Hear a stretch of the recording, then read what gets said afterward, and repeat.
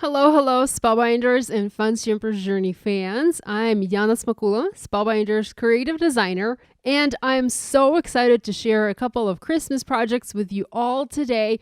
I love Glimmer. I love to foil all the things around me, and Glimmer and I are like BFFs these days. Fun fact, last year when Glimmer first came out, I was very skeptical about this tool. I didn't think I would need it in my craft corner, I didn't think I'd like it, and I certainly did not think I would enjoy it. Little did I know how fabulous this machine is and how much I was going to love working with it. I have 3 projects to share, all featuring our new Glimmer 2019 products, and of course, loads of helpful tips, Glimmer tips, to help you become a pro when you foil. Let's jump right in.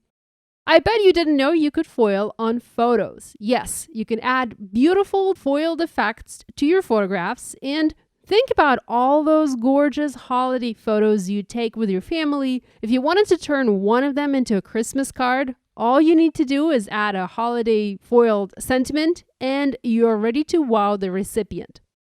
Here's my take on foiling on photos. I made this very simple and quick holiday card featuring a fun Christmas photo of me and my hubby next to our Christmas tree. I foiled Peace on Earth over the black and white photo in matte gold. Here is another example using foil over a printed photo. I added Season's Greetings foiled in matte gold foil over the same photo to show you another example. Foil is hard to capture on photos or on videos, but it looks simply stunning in real life. On the first example, I foiled over the entire photo, while here, I just added a sentiment at the bottom of the photo. Now, if you really want to go all out, here's the third example of how you can add foil to your projects. I purposely blurred the photo here just to use it as a creative background rather than a photograph, and then foiled the same sentiment twice, offsetting the top layer to create a beautiful gold drop shadow. Pretty cool, right? And it wasn't that hard to do. I will show you how this is done in just a minute, so keep watching. If you're not into foiling over photos, I have other examples as well. Here's one showing offset or shadow foiling. Here, I swapped the foil colors and I have black in the back, making a black shadow for beautifully foiled Season's Greetings in matte gold. Finally, the last card I have for you today features both hot foiling and heat embossing. What's tricky about it, you ask? Well, not much aside from the fact that you need to remember to foil first and heat emboss later. Okay, that's enough chit-chat. Let's start making our cards. I have already printed a holiday photo that I want to foil on. I picked glossy paper and I love how it looks with a matte foil. I made my photo black and white in Photoshop and then simply printed it at home using my portable printer. I want to foil Peace on Earth in matte gold. To do this, I am placing the plate, the Glimmer plate, over the photo and centering it the best I can. Now, to make sure we will foil this where we just placed the plate, we will need to tape it down using low-tack tape. This can be any low-tack tape from your stash. Here I have Fun Jumpers Journey electric tape and also Fun Jumpers Journey washi tape. The electric tape is wider, so it's going to work better for this card, or for this Glimmer plate. I'm taping the bottom portion of the Glimmer plate to the paper, to the photo, and I'm taping it in a way so that I can flip the plate back. So this electric tape works like a hinge here. Next, I'm cutting the foil to size, just a little bit bigger than my plate. I'm going to flip the plate back, add the foil covering my photo, flip the plate, the Glimmer plate, back into its original position, and tape it to the photo in 1 or 2 spots using washi tape. This is so that the plate and foil will remain in place while I transfer this to my Glimmer machine. Speaking of Glimmer, it is now hot enough and ready. Once I place the plate and paper, I'm pressing the timer button to begin heating the Glimmer plate. Next, we need to add the pad and shim to complete the sandwich and prep this to go through the die cutting machine. I typically add 1 cardstock shim. This is what seems to work best for my machine, but you might not need to add a shim to your sandwich. Just play around first and see what works well for you. I'm using Jane Davenport Deep Sea Die Cutting machine, and once the last light stops flashing and turns solid green, I know I'm ready to take this out of the docking station and into my machine to foil. Now do go slow here. There's no need to rush. I like to go forward and then backwards and plug the platform back into the machine in the docking station so that it remains hot for my next foiling project. Let's get everything out of the way so that we can peel the foil and reveal that beautiful result. This is my favorite part of foiling. It's like opening a birthday present. And look, it foiled perfectly.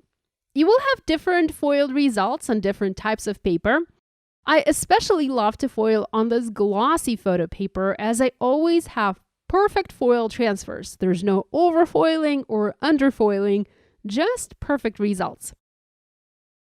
Next, I also need to foil a Merry Christmas sentiment for this card. While I'm at it, I'm going to foil a few extra sentiments. These all come from the Holiday Sentiments set. It's not a part of this bundle, but it is available separately. I always like to do this. You can never have too many pre-made sentiments, so might as well foil a bunch at a time. I'm using my hinge method here once again, as this allows me to foil multiple designs exactly where I need them on the paper. Foiling process is exactly the same here, so I'm not going to go into detail so that I'm not boring you with repetition in this video. With everything foiled and die cut, and I'll talk about the die cutting part in a minute, it's time to assemble the card. I have already dry embossed a red cardstock panel. This is Fun Simper's Journey Cranberry Bliss cardstock. It is simply perfect for all Christmas projects, and I dry embossed it using the Fun Simper's Journey Pretty Plaid folder. This design actually looks gorgeous on both sides. I love it. I have already created an A2 white side folding card base, and I'm going to adhere the embossed background on top using double-sided tape. The next step is to foam mount our photo. I personally love to add dimension to my projects, and honestly, I tend to use a lot of foam adhesive or foam tape. If you prefer your projects flatter cards are easier to mail after all, just use double-sided tape here to adhere the photo to the card. I also have already trimmed the photo slightly and left just a small white border around it. I printed the photo with a white border right away and simply trimmed it to make it smaller or narrower. If you print your photo without a border, you can always back it up with a piece of white cardstock to have that nice white border around it. I love how this is looking already. That black and white really pops off the red plaid background. Next, I'm going to trim the Merry Christmas foiled sentiment into a banner with the V-shaped ends, and also foam mount it on my card going across the photo at the bottom. This is just to add an additional sentiment and something that can be skipped if you want. I have also die cut 2 poinsettias and 2 branches to complete this card, or rather to embellish it. Both were die cut using dies from the Ornament Glimmer plate set. That set actually comes with some really pretty dies to decorate the ornament. I'm not using the ornament itself here, but I could not resist adding the poinsettia to this card. I die cut the poinsettia from 2 colors of cardstock, Rich Coral and Cranberry Bliss. You can see that I've shaped the petals a little bit with my fingers before adhering them to the card, and I also shaped the branches a bit. I love the added dimension that this gives to my projects. Finally, I'm using fashion gold embellishments to add a flower center to my poinsettia and a few dots here and there, scattering them around the foiled sentiment. And this card is done. Moving on to the next card and the offset or shadow foiling technique. I'm using a gorgeous Season's Greetings Glimmer plate and going to foil it in both black and matte gold foils on Denim Days cardstock from Fun Simper's Journey. This technique also requires the use of low-tech tape to create a hinge, so here I'm using electric tape to adhere the plate down to the paper. I will be trimming this panel down later, so it doesn't matter much where exactly we foil at this point, but I do always like to secure my glimmer plates in place just in case. First, we're going to foil the shadow in black, and we'll later add the actual sentiment in matte gold. Foil is opaque, so whatever you foil last will cover anything that's foiled previously or underneath. That's why we are foiling the shadow layer first, and we'll later add the actual sentiment. Once again, I'm following the Glimmer machine instructions to foil this design on paper, running it through my die cutting machine to apply pressure and transfer the foiled design onto the paper. I've sped this part up a bit, but I'm going rather slowly here when sending this through the die cutting machine. Let's look at the results, and it foiled beautifully. Even foiled just in black, this design already looks stunning. Black foil is kind of underrated, I think. It's black and that's always a classic. Plus, it can be used for so many cool techniques, the shadow technique being just one of them. Next, we need to foil the same design in matte gold, but offset it just a smidge. It's a little bit tricky, but not impossible to do. First, I'm going to place the plate over the foiled image and align it with it. Next, looking at the plate from the side, so before I was looking at it from the top, now I'm looking at it from the side, I'm going to shift it up and left just a bit. Think 1/8 of an inch or even less. Now, looking at the glimmer plate from the side helps you, as you can see where the foiled image is and if the plate overlaps it perfectly or not. And once you're happy with the placement, tape it using low-tech tape. This time I'm using washi tape. It's a little bit stronger than the electric tape, and I know it will hold this plate nicely in place. Now here's a close-up. You can see the glimmer plate doesn't sit perfectly over the original foil layer. It's offset just a little bit. It might be hard to tell on video here. When you'll be doing it, you'll be able to see it. Now I can flip the plate back, pull the washi tape a little bit to make sure it doesn't cover any of the foiled design, and add my matte gold foil over it. Here, I actually cut my foil a little bit too short. You can see it doesn't go all the way across the sentiment on the left-hand side. It's not much, it's just a little bit, but it will show the lacking foil on the finished project. Now, instead of starting over here and using a bigger piece of foil, I'm going to use some leftover foil and simply layer it under the missing piece. And again, tape everything down using washi tape. It's a neat trick for using all of that leftover foil that we all have. I'm also going to trim the excess foil before placing this on my Glimmer machine. Now, the process is again the same here, and I'm not going to bore you with the details again. Having foiled this piece, I am carefully removing the foil, and our double foiled sentiment is ready. Turned out really gorgeous, and even the part where I lacked the foil on that left-hand side and added an extra leftover piece foiled really well. Now, with this technique, you can decide where you want the shadow to be by moving the plate in the opposite direction. My shadow here is to the bottom left, but yours can be just to the left or to the top right or anywhere else you'd like it to be. I trimmed my panel to 3 1/4 by 5.5 inches, and I decided I wanted to add some ink blending around the edges. I didn't do this on my original card, and I felt like it was lacking something, so adding the ink blending really hit the sweet spot here. I used Huckleberry Fusion ink and a round ink blending tool. To protect my fingers from the ink, and also from picking up the foil, I added a piece of that electric tape, sticky side up, to create a holder of sorts for my fingers. Next, I heavily ink blended the ink around the edges, darkening them while keeping the center free from any ink. This alone created an absolutely gorgeous effect on paper. Here are the two panels side by side, and you can see how different the ink blended panel looks. It is as if it is glowing.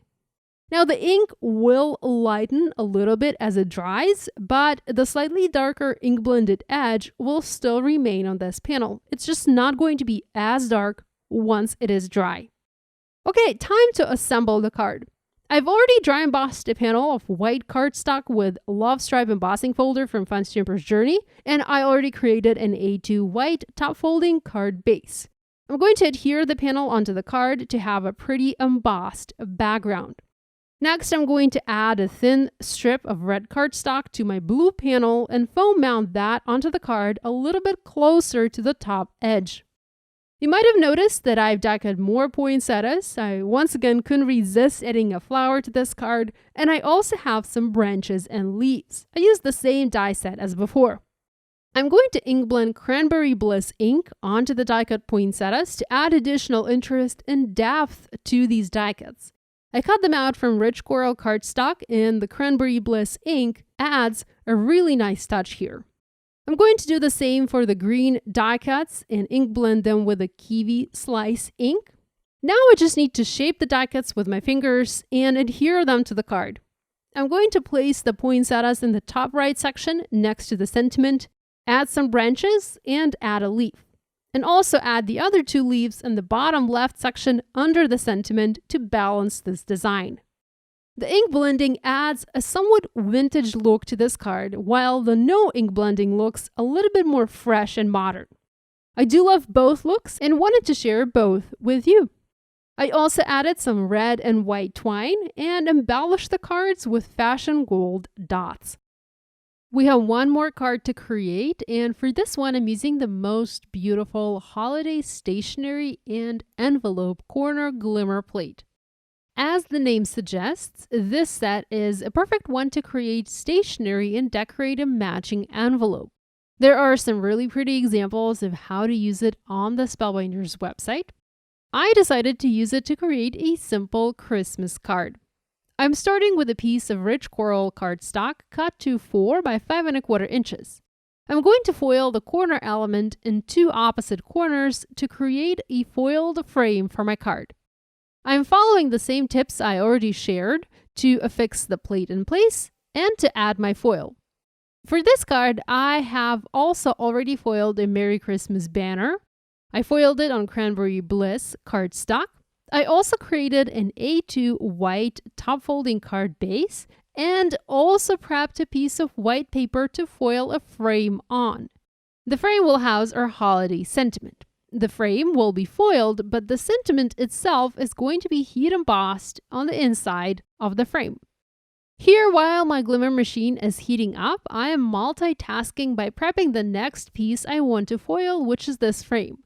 Once again, the piece of foil I have is a tad too small, so I'm looking through my leftovers and going to add another piece of foil to have enough to foil the frame on the paper. Time to foil the corner element. Again, I'm sending it through the machine slowly to apply the pressure and transfer foil to the paper. This part is sped up, but I am going rather slowly here. Now, before I peel the foil, I'm going to place the frame element on the Glimmer platform and begin heating it to foil. Now, let's peel the foil from the red paper. It foiled beautifully. Now, I do have a little bit of overfoiling on the opposite edge of the paper, and this is easily fixable using a sanding eraser. It removes any excess foil from the paper. To create foiled frame, I'm going to foil this corner one more time on the opposite side of the panel. Again, I'm taping it in place using washi tape and repeating all of the steps to foil this on paper.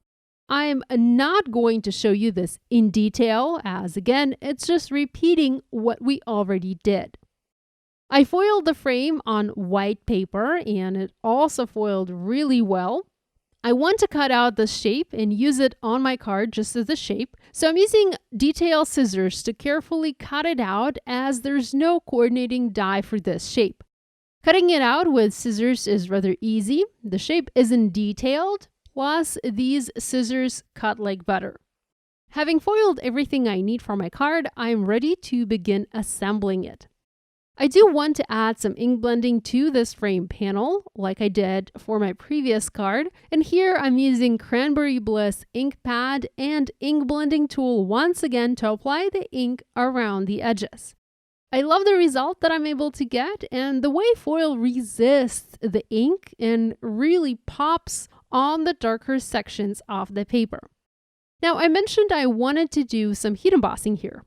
I'm using Season's Greetings, a sentiment from a new holiday stamp set from Fun Shrimper's Journey, and going to heat emboss it in gold embossing powder on the label that we just cut out. I am treating my paper with anti-static powder tool to eliminate the static and any grease from my fingers, inking the stamp up with clear embossing ink, and stamping it on the paper. The stamp I'm using is a prototype, so this is why it is not indexed, in case you're wondering. Next, I'm using my heat tool to melt the powder in place. Now here we did hot foiling and heat embossing. It matters in what order these things are done. Doing heat embossing after hot foiling is not going to mess up the foil design, while foiling after heat embossing will destroy your embossed piece. So just keep that in mind in case you'd like to combine these two techniques on a project. To complete this card, I'm using foam tape to adhere the foiled panel to an A2 card base. Next, I'm using foam adhesive squares to foam mount the label.